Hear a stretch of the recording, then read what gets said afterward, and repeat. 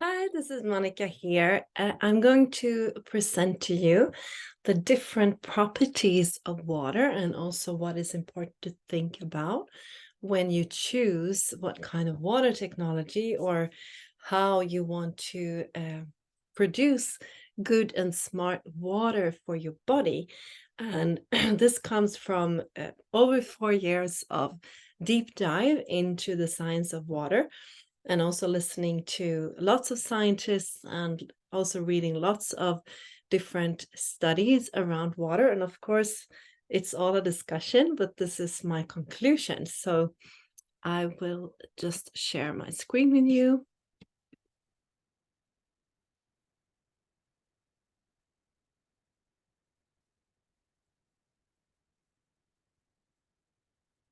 So, as more and more people are becoming aware, there are different types of water, and all water is not equal.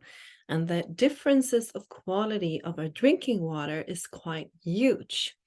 And still, a lot of people take water for granted and just think that water is water. But if you actually look at the different properties and the details of the different aspects of water, you will see that there are huge, huge differences in the kind of water that we put into our systems and also use in our daily lives.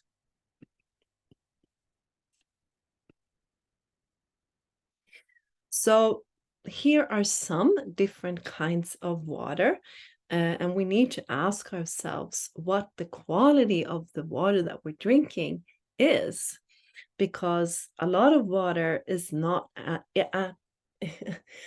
sorry, a lot of water is not in its original state as it used to be, as it should be. There are a lot of toxins going around. There are also water is mistreated in many ways, or people start to become aware of that they need to treat their water, but they miss that there are several different aspects of water that needs to be there for it to be in an original good state as it used to be, like the best spring waters in the world, etc.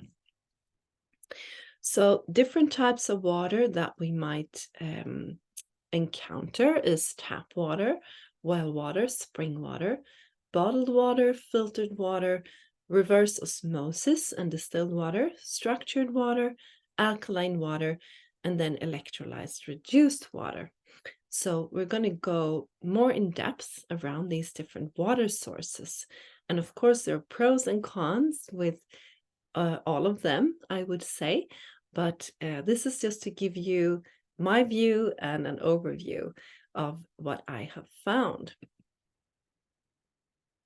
So in tap water, we have the problems with bad piping systems that often are very old or they should have been replaced maybe 50 or 100 years ago. There can be a lot of chemicals in the water, both from chemicals just circulating in the system, such as PFAS or pesticides, microplastics, etc. And of course, there are better areas and worse areas, but I would say if you live in the city, you will not be able to avoid these kind of chemicals in your water because there aren't actually ways to clean them out of the water in the cleaning systems. A lot of them are still present. And the water is also positively charged, which creates oxidative stress in the body. And oxidative stress in turn also causes a lot of health problems for people. And this is something that scientists have warned about for decades, but nothing is done. So I've actually personally talked to many, many scientists that have tried to warn both politicians, media, they've tried to make campaigns around the problems with the water. But as with many other things, unfortunately, it's a matter of priority, and the water is not always prioritized, which of course leads to these chemicals and this positively charged water causing a lot of health problems for people out there. And then we have well water. A lot of people that I've talked to over the years, they say, well, at least I have my own well. That must be much better, right? Like then I can avoid all these chemicals. And I wish it was like that. I wish I could say, yes, fine, if you have your well, that's perfect.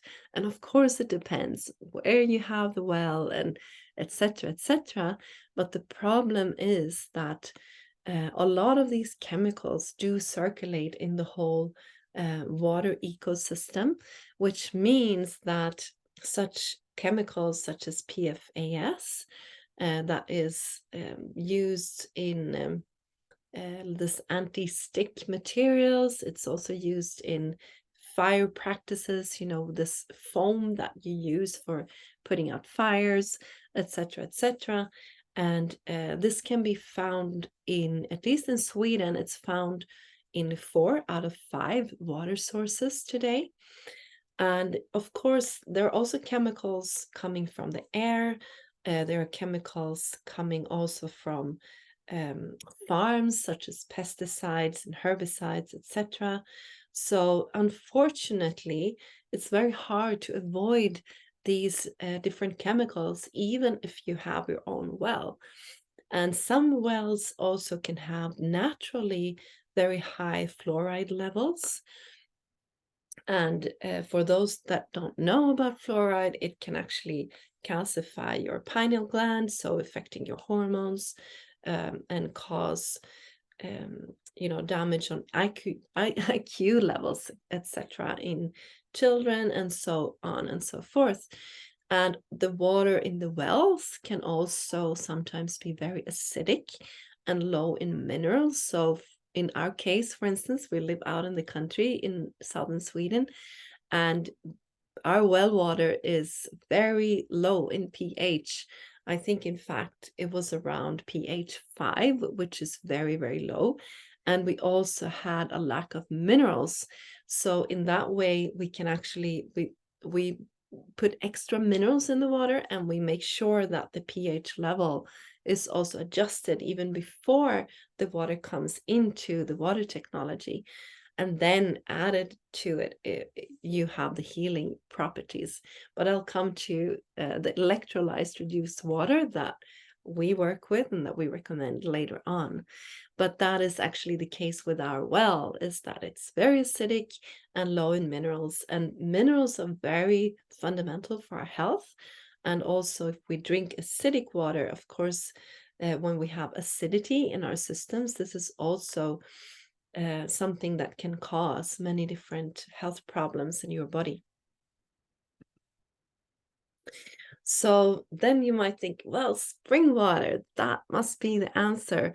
And yes, there are some amazing healing springs in the world. But if you ask me, there might just be a handful, actually, that is this really super, super high quality. But of course, you can find springs that might be high up on the mountains, or like way above, way, what do you say, long way from civilizations that actually do not contain chemicals. But just as well water, it is very hard to avoid having these chemicals in the ecosystems. In most places of the world, there are unfortunately chemicals even in the spring water, even though it might have properties such as, a negative charge and being much more alive, and it's maybe cleaner than other water, etc. It really depends on where the spring is and on the chemicals in the surrounding environment. And the sad thing is that a lot of people turn to bottled water. So, of course, this, as you see in the picture, this makes a heavy, heavy load on the environment. There are thousands and thousands and thousands of tons of plastic water bottles that are disposed of every year in the world. It's like a plastic epidemic, actually. that this is contributing to. I even know like friends in Greece, for instance, where the water is very, very bad. The tap water, you can actually smell the chlorine in a lot of cities around the world. And of course, they turn to bottled water, thinking that, oh, it was taken from this beautiful spring in the mountains. It must be so pristine and good for my health. But so they order bottled water like every month, and you just imagine all the plastic that comes from that. And the other truth about bottled water, which is quite sad, is that even though you might have taken this water from a very good spring from the start, the properties of the water, the positive properties, really fast decreases when it stands on the shelf, and you don't know how long it's been standing in the water bottle.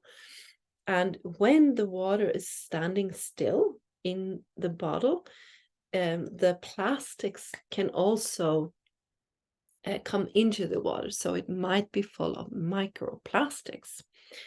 And the actual living properties, the negative charge of the water is a fresh property. It cannot stay there for more than a couple of days.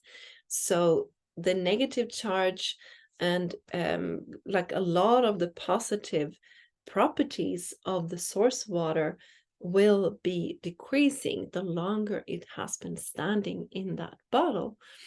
And a lot of bottled water do add different chemicals to the water that, of course, might not be good for us in the long run as well. Yeah, so that is the sad truth about bottled water.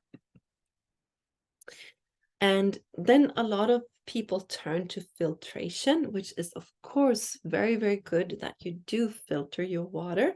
That is like a very good step in the right direction. So like you have these, what do you say? Yeah, filtering things that you put in your tap, or a little filter bottle or something like that. And this can remove a lot of toxins from the water, which is very, very positive. But it does not make the water negatively charged, full of molecular hydrogen, or structured. So it can still be very acidic for the body, for instance, and it does not have the strong healing properties that water can actually be.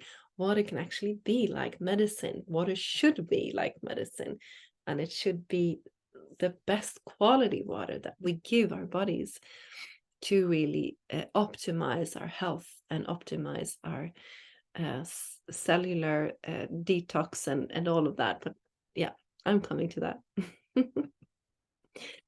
And of course, to counteract acidity, a lot of people turn to chemicals such as magnesium or other, chemical products to put in their water so that it becomes more alkaline. And of course, this is also a step in the right direction, because of course it's good to alkalize our bodies, to make our bodies more alkaline. But there is a very big difference if you put the chemicals into the water, or minerals or whatever, than alkalization of the water, which I will show you soon. So in this water, it might be that toxins and chemicals have not been removed, and then you put this powder or whatever into the water, and it only has like one of the many properties that I believe that you need to have in water for it to be optimal for your health. So of course, there's so much out there as well. So really check your sources, check the research behind the products that you're looking at, because there is a lot of people saying a lot of things without having the scientific backup. And of course, there is a lot of belief as well, but I think we need to separate like belief and science and look at the different aspects of the water. Like I want to do in a more scientific base, and then of course going from that base, we can also add the different beliefs that we have around water. But if you put alkaline powders into the water, it cannot remove toxins and chemicals from the water, unfortunately. And then a lot of people turn to reverse osmosis and distilled water, which is actually where we were before we tried this very high level technology that we have today.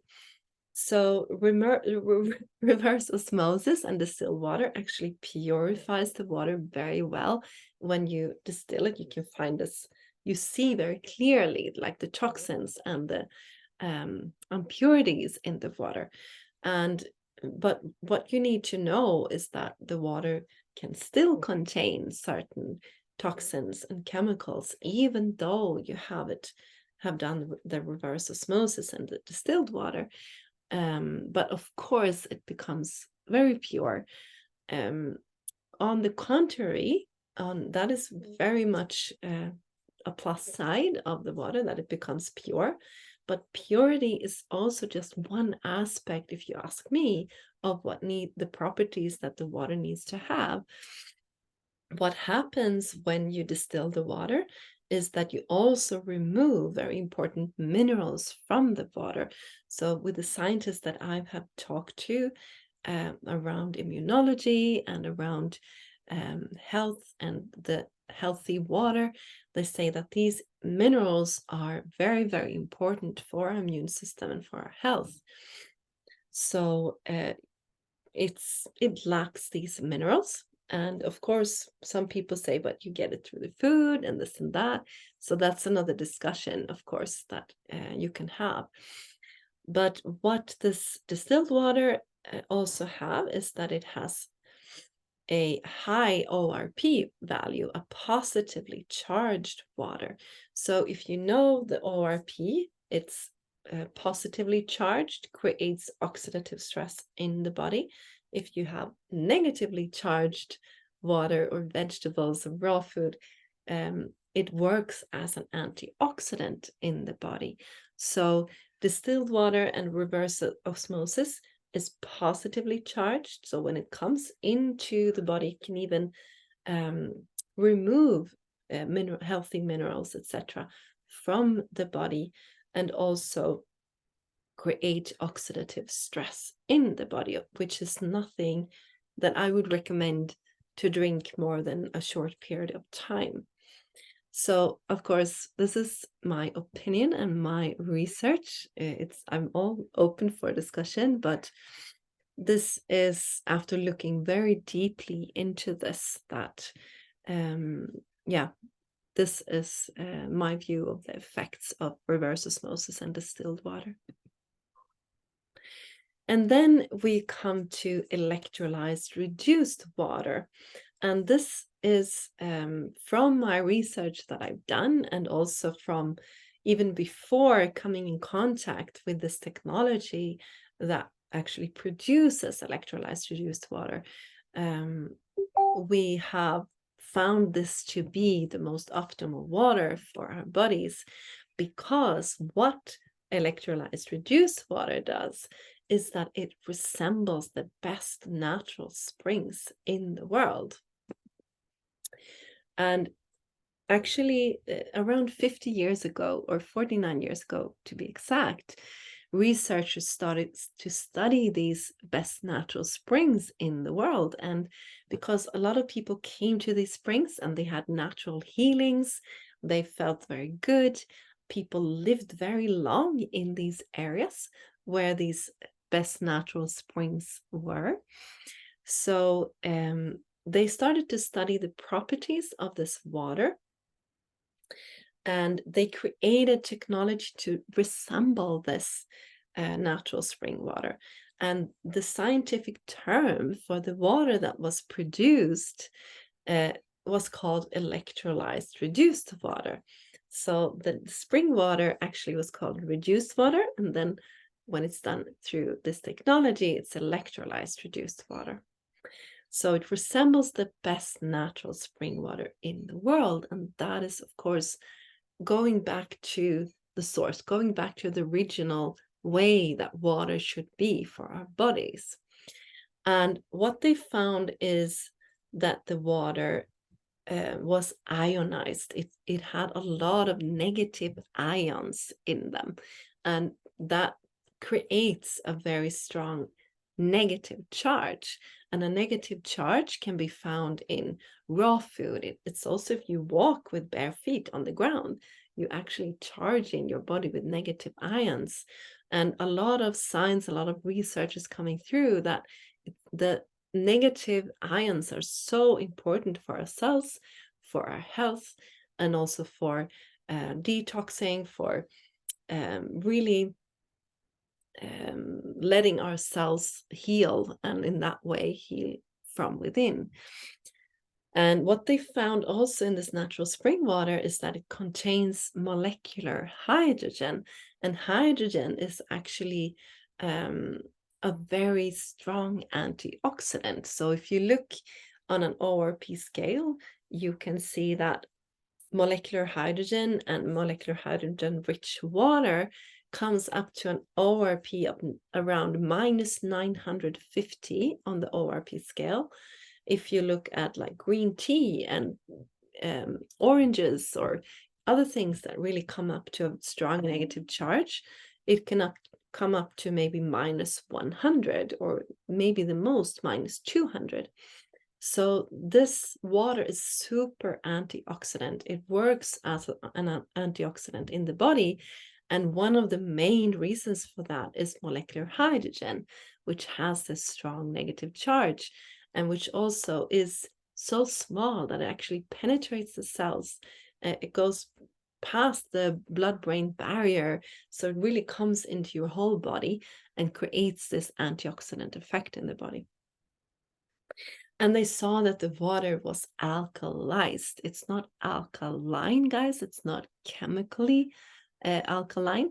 So alkalized is because of the negative charge, because of the molecular hydrogen, it causes an natural organic alkalinity in the body because these acidity is cleansed out and the molecular hydrogen goes into the cells and actually balances the alkalinity levels in the cells.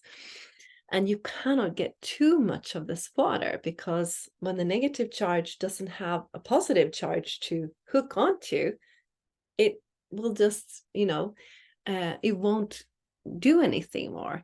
So I hope that's clear, but you become alkaline in a natural way in your body, which of course helps to counteract like lactic acid if you are working out.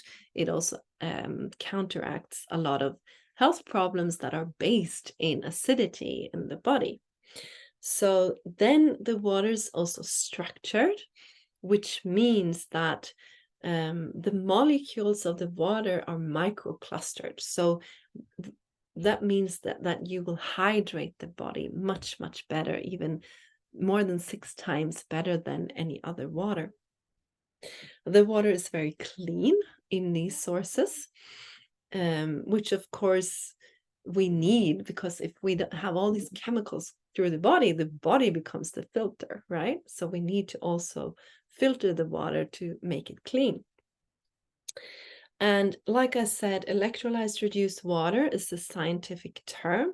So if you want to really do proper research on electrolyzed reduced water, you can go to PubMed or Google Scholar and you can search for electrolyzed reduced water or molecular hydrogen, and you will find thousands and thousands of scientific studies around this, which is really exciting because a lot of people are not aware yet of the amazing, benefits that this electrolyzed reduced water can give them. But a lot of people are waking up to certain aspects of the water. But if you look at this, these are all the properties that you need to get optimal hydration, to get alkalized, to get these healing properties also. So it's not just clean, it also has the healing properties in the body. So the health benefits of electrolyzed reduced water in your body that has been thoroughly researched, and it's even some technology that are medical grade in Japan, which is means that it's backed up by lots and lots of studies. So what it does in the body is that it works as a strong antioxidant in the body, just as eating vegetables and supplements and all of that. And it works in an alkalizing way for the body, and it's also super hydrating for the body. So these different properties, of course, counteracts so many different unnecessary health problems out there. And I've seen it with my own eyes. It's amazing when people just change their water, and it can really change so much in their health, and so many healings and so many shifts can happen for people when you just change your water in this way, and when you're aware of all the different properties that can be there in the water, so that you can experience optimal health. So this is actually my passion, to spread this electrolyzed reduced water to as many people as possible, because I believe that we need to drink this original spring water. And of course, everyone can't travel to these springs and get the water. But if you have this technology, you can actually transform your own tap water into a natural spring in your home, in your kitchen. And then you can give it to your children, to your friends, to your family, so that they can also experience this amazing water together with you. So that was a short presentation about the different types of water out there. And like you might understand now, that all water is really not equal, and there are huge differences in the quality of our drinking water. And I'm really happy to see that more and more people out there are becoming aware of the importance of our water, and they're changing the water, they're deep diving into the aspect of water. And I'm really happy that you're now taking part of this information, and hopefully also helping us to spread this information to as many people as possible. So thank you so much for watching today, and just reach out to me, if or anyone that have sent you this presentation, if you want to deep dive even more and want more information about these important aspects around water. So thank you so much. Bye bye.